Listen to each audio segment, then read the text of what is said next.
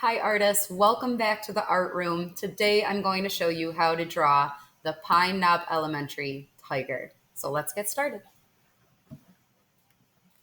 All right, you are going to need a paper, and then I'm going to use a black Sharpie so that you can really see how what I'm doing and how I'm drawing.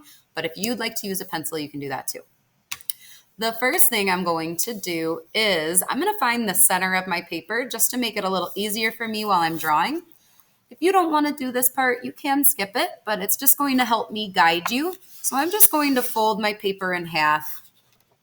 That would be hamburger style, not hot dog. All right, after I do that, now I know where the center of my paper is. Like I said, that will just help me guide you during this video. I'm going to make two little marks there just so I can see with a pencil. So the first thing we're going to draw is the tiger's head, and we're going to draw that on the top half, and then the body will be down on the bottom half. So let's look at the top half of the paper, and let's start by drawing the tiger's nose. It's going to be what looks like an upside down triangle. So I will find the center of my paper and about the halfway point, from the halfway point to the top of my paper. And I will draw a little rounded upside down triangle. From there, I'm going to draw the eyes. The eyes are just two ovals. And they are a little bit different sizes, I noticed. One was a little bit bigger than the other. After that, I'm going to draw two more ovals that are smaller inside of our bigger ovals. And color in the bigger oval, but not the lighter oval, or the smaller one. From here, we can draw the rest of the tiger's mouth. I am not going to draw all the way down to that halfway point. Just keep that in mind. This is where the head is and the body's down here. We have to save room for it. So I'm going to draw a line, and I did not take it all the way down to that halfway point. It's still pretty far up. From there, we're going to draw a swoop. That is part of our tiger's smile. Let's do another swoop to finish the smile. From here, I'm going to be drawing the head, the chin, and the ears. And I'm going to make this look a little fuzzy or furry, as if this the tiger actually has hair. So I'll start just about in line with the eyes, just a little farther over.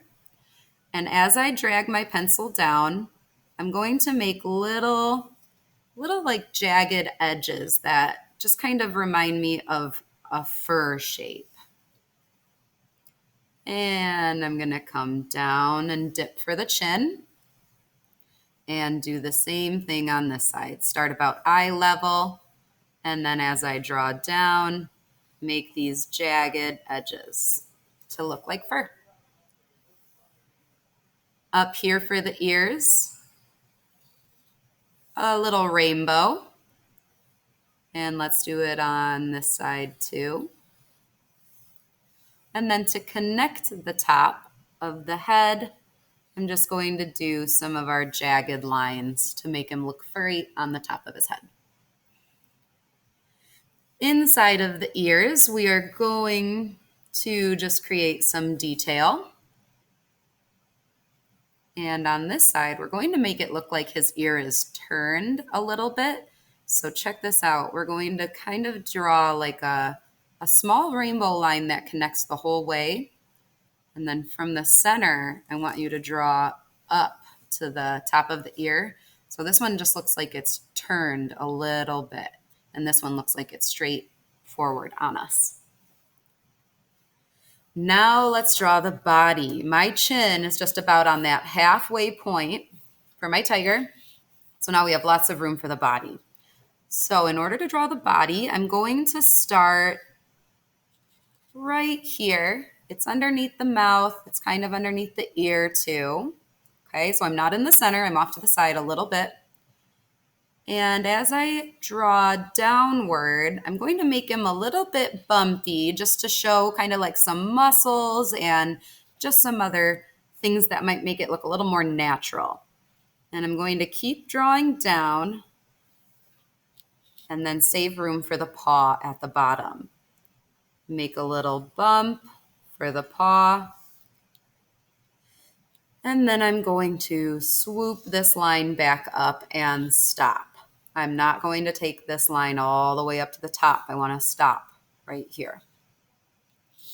Let's do the other side. Same thing. Swoop for the foot and bring it up and stop. We're going to connect this area here just with a line. Now let's add the back legs. In order to make the back legs, I'm going to start right around where the front arm ended, maybe a little bit above that. And then my line is going to curve up, down, and make another foot that connects to the front foot. Do the same thing on this side. Make a line that goes up, down, make your last foot that connects to the other front foot. From here, we just need to add in some little toes or claws, I guess. So you can add those details in there. And we're missing one thing. I wonder if you can guess what it is. The tail and the stripes. So I guess we're missing two things. Let's do the tail first. Just from the side here, I'm going to have the tail swoop up. Follow that same line, curve around and follow that same line just a little farther to the side. And now the stripes. For the stripes, I'm going to just make what looks like sharp triangles, I think is a good way to describe it. Or kind of like a claw shape almost. And as I go down the face, I'm going to make them a little bit smaller. And I would color these in.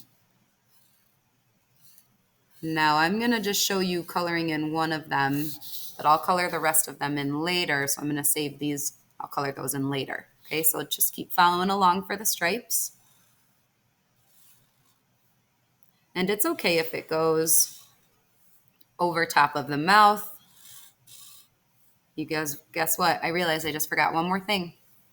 I need to do little freckles here on the mouth and then the whiskers as well. So the whiskers will look like that.